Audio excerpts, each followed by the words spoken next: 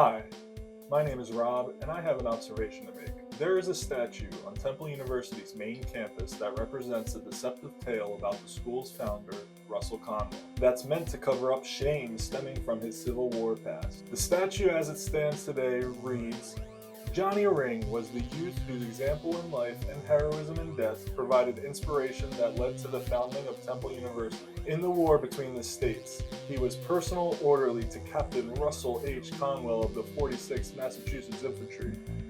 The moving forces of his life at that time were his religious faith and his devotion to Captain Conwell. When a surprise Confederate attack routed Union troops, it was Johnny Ring who raced across the flaming bridge and through enemy gunfire to retrieve from his commander's tent the ceremonial sword presented to the captain by the city of Springfield.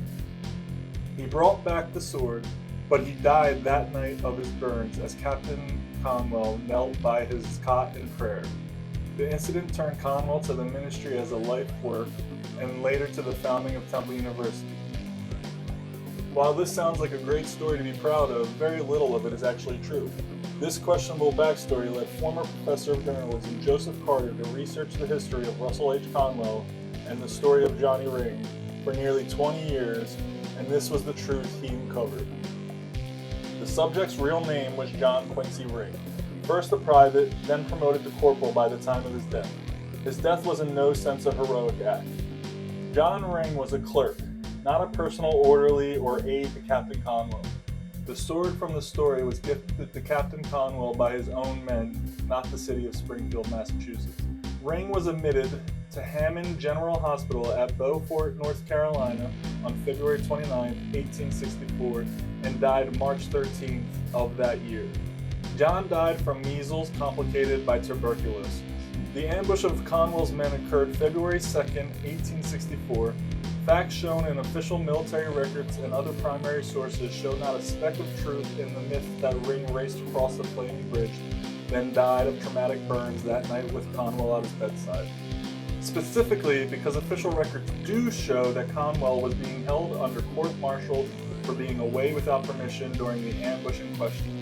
With this in mind, it's impossible for Russell Conwell to be at John's bedside at the time of his death because Conwell was being held in military prison. In terms of whether the university knows the truth about Conwell's complicated military history or not, they do. After speaking to the university's Ethics and Compliance Department, there is proof multiple professors have stated that Conwell's military past didn't happen the way that he claimed it to.